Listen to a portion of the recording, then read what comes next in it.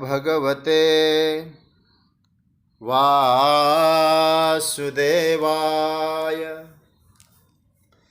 कृष्णाय वासुदेवाय हरये परमात्मने प्रणतक्लेशनाशाय गोविन्दाय नमो नमः। नमः परमहंसा स्वादितचरणकमलचिन्मकरन्दाय भक्तजनमानसनिवासाय श्रीरामचन्द्राय। वागीशायस्य वदने लक्ष्मीर्यस्य च वक्ष्यसि यस्यास्ते हृदये संवित्तं नृसिंहमहं भजे। गुरुर्ब्रह्मा गुरुर्विष्णुर्गुरुर्देवो महेश्वरः गुरुसाक्षात् परब्रह्म तस्मै श्री गुरवे नमः। भगवत चरण कमलानुरागी सभी आत्मीय प्रिय प्रभु प्रेमीजन, गाजियाबाद से पूज्य पांडे जी, सभी महानुभाव स्वाध्याय परिवार के जिज्ञासु स्नेहीजन और विज्ञान के माध्यम से भगवत चर्चा में जुड़े हुए सभी जनों का मैं अभिनंदन करता हूँ, सबको मैं प्रणाम करता हूँ। प्रभु की मंगलमय कृपा से हम लोग श्रीमद् भगवद गीता की चर्चा की यात्रा में 13वें अध्याय पर चिंतन कर रहे हैं, जहाँ भगवान ने ध्येय अर्थात लक्ष्य को पाने के लिए, भगवत साक्षात्कार के लिए जो 20 जीवन मूल्यों की प्रभु ने चर्चा की, जिसमें हम लोगों ने 7वें श्लोक के आधार पर 9 जीवन मूल्यों का दर्शन किया था। अब उसके बाद 8वें श्लोक में भगवान और कुछ जीवन मूल्यों की चर्चा करेंगे। तो पहले हम लोग जो क्रमानुसार इन 5 श्लोक है जो याद करने लायक है, गुनगुनाते हुए कभी कभी अपने आप पर चिंतन करें कि ये क्या हमारे में है। तो आइए इन 5 श्लोकों का पहले पाठ करते हैं। अमानित्वमदम्भित्व महिंसा क्षान्तिरार्जवम् आचार्योपासनं शौचं स्थैर्यमात्मा विनिग्रह इंद्रियार्थेषु वैराग्य मनहंकार एव च जन्म मृत्यु जरा व्याधि दुःखदोषानुदर्शनम् असक्तिरनभिष्वङ्ग पुत्रदारगृहादिषु नित्यं च समचित्तत्व मिष्टानिष्टोपपत्तिषु मयि चानन्ययोगेन भक्तिरव्यभिचारिणी विविक्तदेशसेवित्व मरतिर्जनसंसदि अध्यात्मज्ञाननित्यत्वं तत्त्वज्ञानार्थदर्शनम् एतज्ज्ञानमिति प्रोक्त मज्ञानं यदतोऽन्यथा। भगवान यहाँ पहले 7वें श्लोक में तो 9 तत्वों की चर्चा की। अमानित्वम, अदम्भित्वम, अहिंसा, शांति, आर्जवम, आचार्योपासनम, शौचम, स्थैर्यम और आत्मविनिग्रह। अब भगवान इस 8वें श्लोक में भी कुछ जीवन मूल्यों की चर्चा कर रहे हैं। यहाँ 3 जीवन मूल्यों की भगवान ने चर्चा की है। पहले इसका एक बार पुनः पाठ करके इसका अर्थ देखें। 8वां श्लोक। इंद्रियार्थेषु वैराग्य मनहंकार एव च जन्म मृत्यु जरा व्याधि दुःख दुःखदोषानुदर्शनम्। भगवान कह रहे हैं, पहले इसका अन्वय देख लें। इंद्रियार्थेषु वैराग्यम च अनहंकार एव जन्म मृत्यु जरा व्याधि दुख दोषानुदर्शनम। ये तो हो गया इसका साधारण अन्वय। इसका अर्थ क्या है? इंद्रियार्थेषु वैराग्यम, इंद्रियों के विषयों के प्रति वैराग्य का भाव। च मतलब और, अनहंकार, अहंकार का भी न होना। फिर क्या कहते हैं? जन्म मृत्यु जरा व्याधि दुख दोषानुदर्शनम। ये बड़ा प्यारा है और लंबा है। क्या कहते हैं भगवान? जन्म समझ गए, मृत्यु इसको भी आप जान गए। जन्म मृत्यु, जरा मतलब बुढ़ापा, वृद्धावस्था। जन्म मृत्यु जरा, और व्याधि, व्याधि मतलब रोग इत्यादि, मानसिक शारीरिक व्याधि। उनमें दुख दोषानुदर्शनम, दुख रूप दोषों को बार बार देखना। क्या बताया?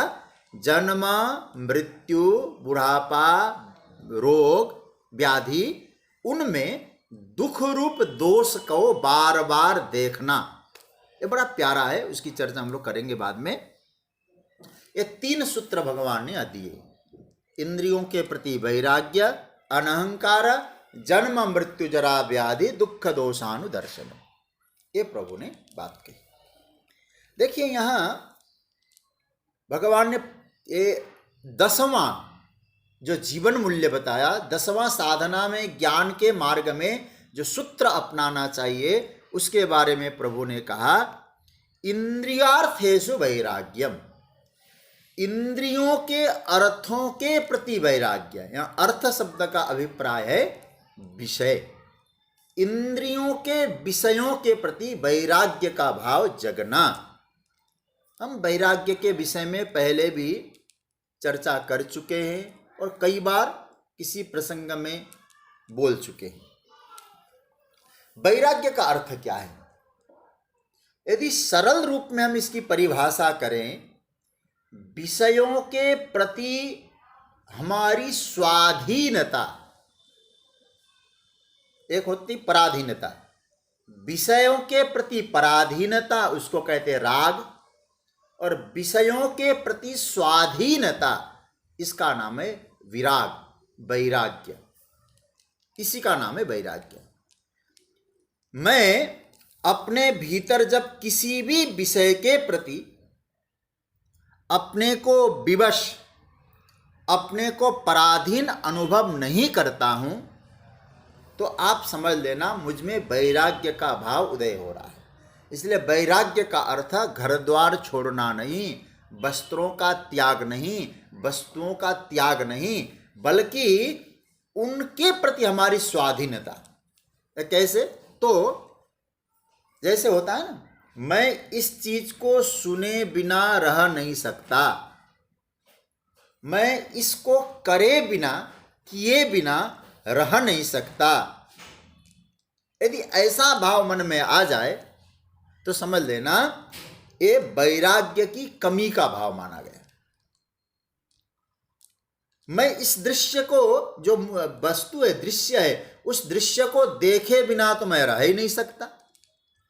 इस प्रकार का स्वाद जब तक मिले तब तक मैं रह नहीं सकता। ऐसा होना ये वैराग्य नहीं, ये वैराग्य की पूरी कमी कही जाएगी। इसलिए अर्थेषु शब्द पर थोड़ा विचार करना, इंद्रियों के अर्थों। इसलिए यहाँ केवल इंद्रिय की बात नहीं, इंद्रियां तो रहेंगे, लेकिन इंद्रियों के अर्थों के प्रति हमारी स्वाधीनता बननी चाहिए। यहाँ अर्थेषु पर थोड़ा चिंतन करना। अर्थ मतलब विषय, मैं पहले भी कहा ना। देखिए वो विषय कुछ भी हो सकता है, वो परिवार भी हो सकता है, वो कोई संसार के वस्तुएं भी हो सकती हैं। हमारे श्री पथिक जी महाराज कहा करते थे, साथी और सामान। ये सब विषय हो सकते हैं। संबंध के बिना, मैं उनके प्रति मेरा जो रिलेशन है उस संबंध के बिना मैं रह नहीं सकता। अरे भैया, उनके स्पर्श के बिना मैं कैसे रह सकता हूं?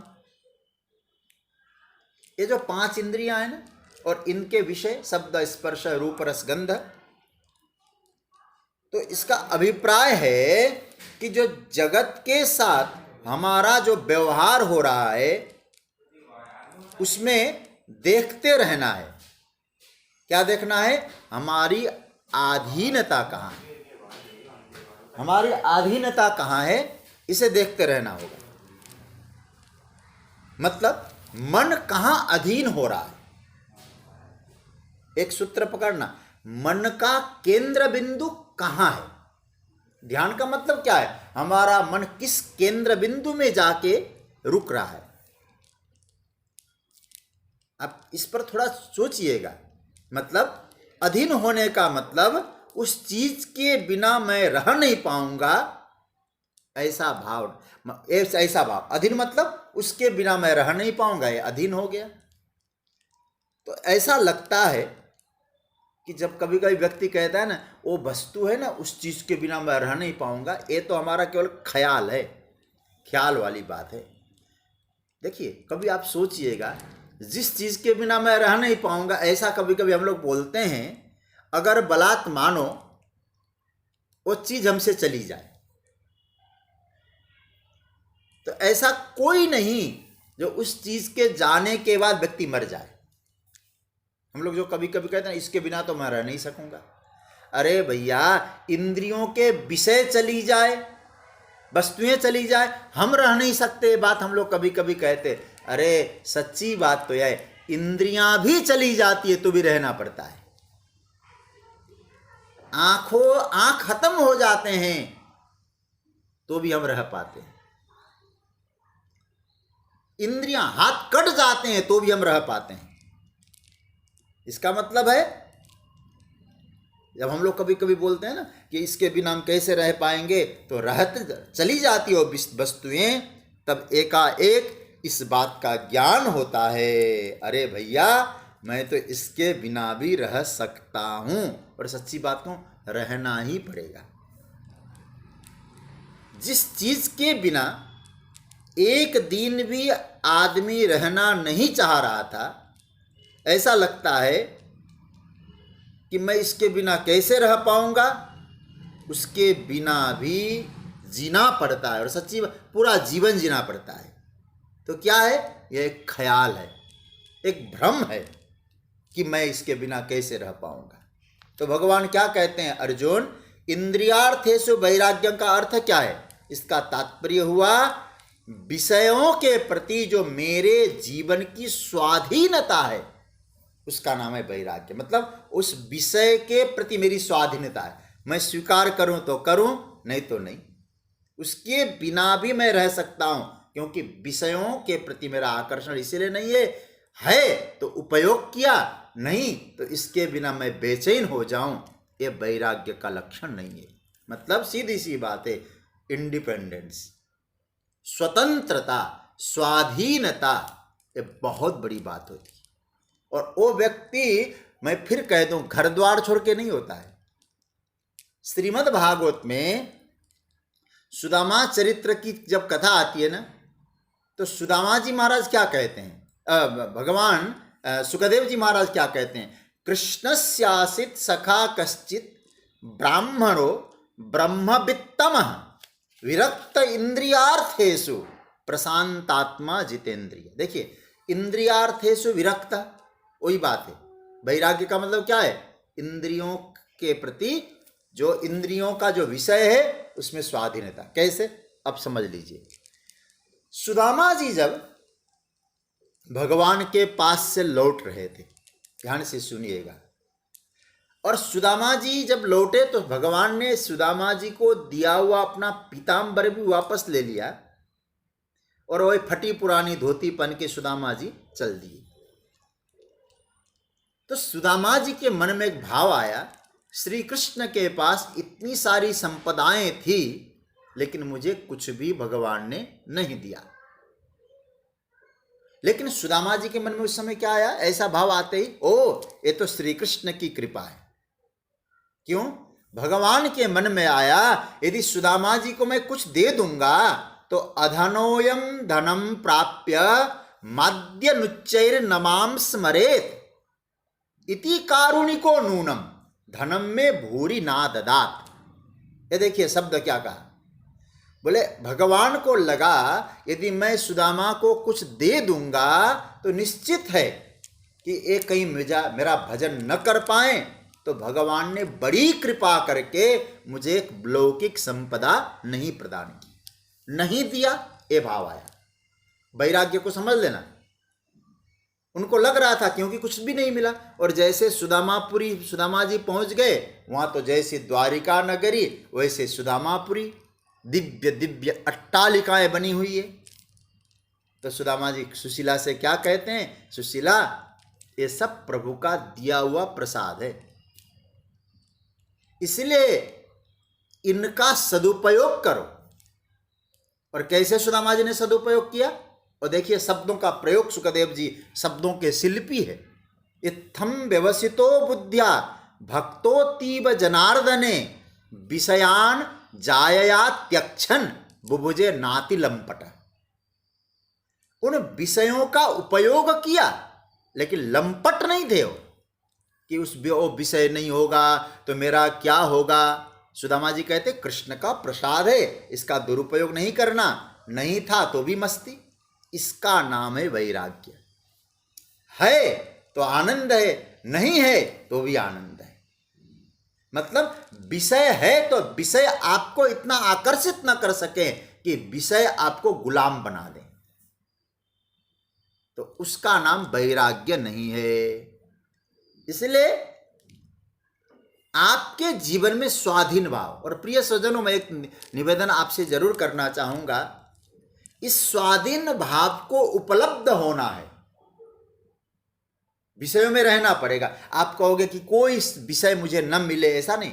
संसार में रहना है, काम के विषय उपस्थित होते हैं, क्रोध के विषय उपस्थित होते हैं, लोभ के विषय उपस्थित होते हैं। आप सोचना इस विषय पे क्या करना है हमको। फिर उन विषयों, देखिए कोई उत्तुंग शिखर पे जाके भजन करे उसकी बात यहां नहीं आई गीता में। गीता तो युद्ध क्षेत्र में कहा जा रहा है। भगवान कहते हैं कि अर्जुन, तुम इन विषय उपस्थित हो और ऐसी जगह पर भी तुम रहकर इन विषयों के प्रति स्वाधीन बन सकते हो। क्या करना पड़ेगा उसके लिए? इस स्वाधीन भाव को यदि आपको उपलब्ध होना है, उसके लिए व्यक्ति को कहीं ना कहीं भीतरी संतोष, भीतरी आनंद का एक भाव जागृत करना पड़ेगा।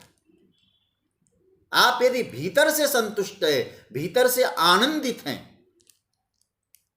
तो निश्चित रूप से, और याद रखना, आलंबन जो होता है, आश्रय जो होता है, वो भीतर से व्यक्ति लेता है। और मैं आपसे कहूं कि हमारा मन कहीं ना कहीं आलंबन लेता ही है, तो कहीं ना कहीं व्यक्ति आलंबन तो लेता ही, आश्रय तो लेता ही है। व्यक्ति को कहीं ना कहीं आनंद का स्रोत चाहिए ही चाहिए। अगर वह विषयों के प्रति पराधीन नहीं है तो निश्चित है कि उसको आनंद का स्रोत कहीं मिल गया है, इसलिए वो उसे पराधीन नहीं है। ध्यान से समझना।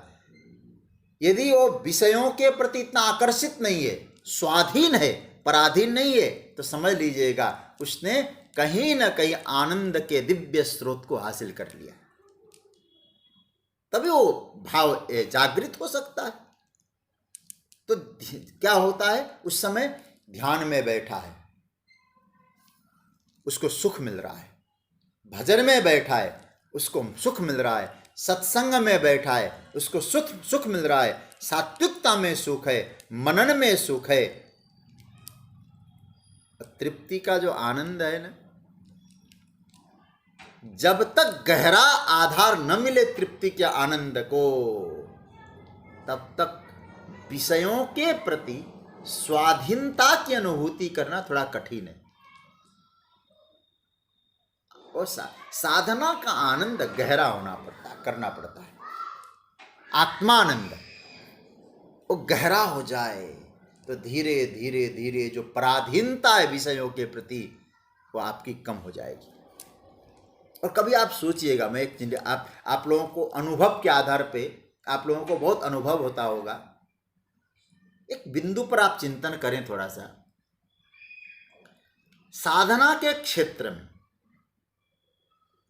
कभी कभी जीवन में स्थिति आती है ना, हम ध्यान के क्षेत्र में, साधना के क्षेत्र में, तप के क्षेत्र में कभी कभी व्यक्ति को दूसरी चीजें बाधा जैसी लगती है। जो वास्तविक साधक है ना, वो अनुभव करता है इसको।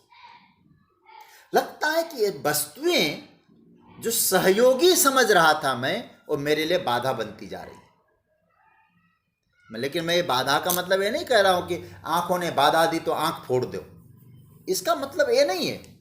साधना के क्षेत्र में जब हम बैठते हैं, कभी कभी वो विषय और वस्तुएं ऐसा लगता है मेरे लिए सहयोगी नहीं है, मेरे लिए बाधकत्व है, बाधक है।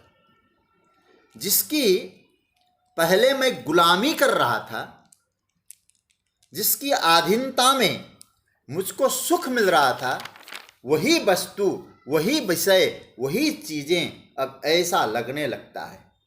रामचरितमानस की एक पंक्ति मुझे याद आ रही है। सुग्रीव क्या कहते हैं, ऐसा लगता है महाराज, ए सब राम भगति के बाधक, कहहि संत तब पद अवराधक। ऐसा देखिए, अनुभूति करने वाले मुझे भी लोग आके कहते इस बात को कि महाराज ऐसा लगता है कि ये सब बाधा रूप में बनती जा रही। उन्हें लगता है कि ये जो वस्तुएं हैं ये मुझे डिस्टरबेंस कर रही है। कई लोगों को अनुभव है इस बात का। किसी को ममता परेशान कर रही है, किसी को परिवार परेशान कर रहा है, किसी को व्यापार परेशान कर रहा है, किसी को धन परेशान कर रहा है, किसी को बल परेशान कर रहा है। आप इस पर सोचिएगा, जब उनमें हमको बाधकपन दिखाई देने लगता है, ये कब दिखेगा?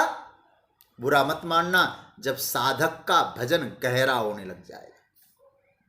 कर्तव्य से चूकना नहीं है, कर्तव्य करना है, लेकिन कर्तव्य से भी विमुक्त होने के बाद भी जब हमको विषयों के प्रति इतना गहरा आकर्षण लग रहा है, तो इस विषय पे चिंतन करने की आवश्यकता है, क्योंकि अभी भजन का आनंद नहीं मिल रहा है, भजन की गहराई में नहीं उतर पा रहे हैं लोग। क्यों? बोले इसके लिए है कि हमको अब उस पे भी उतरना है। तब और ये बड़ी कृपा होती है जब भजन की गहराई में उतरने के बाद, जब इन विषयों के प्रति भी हमको मिथ्यात्व जो होता है ना, विषय मिथ्या है, ये कब लगता है? जब हमको ये अनुभूति हो जाए ये विषय मुझे साधना के मार्ग में बाधा उत्पन्न कर रहे हैं, इनको यदि मैं धारण करूंगा तो निश्चित रूप से ये मुझे परेशान करेंगे। जैसे मैं कई बार कहा करता हूं, हमारे शरीर में जो मलमूत्र हैं सबके शरीर में है, लेकिन हम सुबह उठते हैं दिन में उसको त्यागते हैं, छोड़ते हैं। क्यों छोड़ते हैं भाई? इसलिए हमको मालूम है इसको नहीं छोड़ेंगे एक तो बीमार हो जाऊंगा, मुझे दिक्कत आ जाएगी। तो विषयों में दोष दर्शन, कौन से विषय में? जो हमारी साधना में बाधक है, हमारी साधना के क्षेत्र में, आध्यात्मिक उन्नति में जो बाधक है, उनके प्रति दोष बुद्धि तब जागृत होती है जब आपको लगता है कि हमारी साधना, हम मतलब तब लगता है जब हमारी साधना की गहराई में हम उतर रहे हैं, भजन दिव्य बनता जा रहा है। अन्यथा ममता से तो सुख मिल ही रहा था। इसलिए धन के प्रति भी कई बार भजनानंदी लोग कहते नहीं भैया ये बाधक है।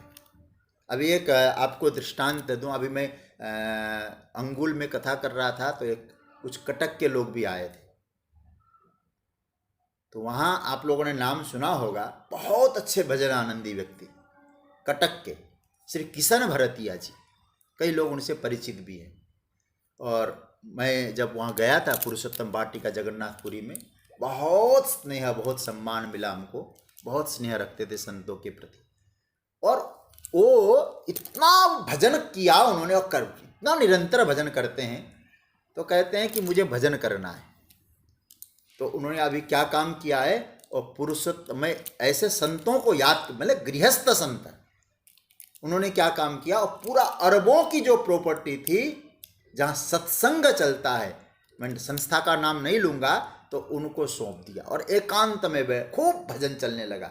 अभी मेरी वहाँ से चर्चा हुई तो कहते बस अब तो केवल इतना गहरी भजन के आनंद में उतर गए श्री कृष्ण भरतिया जी। मैं ये नहीं कह रहा हूँ कि त्यागना है, केवल हमारी स्वाधीनता कहाँ है। कहीं ऐसा नहीं है कि कर्तव्य की पूर्ति हम कर चुके हैं, उत्तरदायित्व की पूर्ति कर चुके हैं, इतना होने के बावजूद भी कहीं वो विषय इतने आकर्षण पैदा कर रहे हैं जो भजन में बाधा उत्पन्न हो रहा है, भजन की गहराई में उतर नहीं पा रहे हैं, भजन में जैसे स्पीड ब्रेक होता है वो ब्रेक लग रहा है।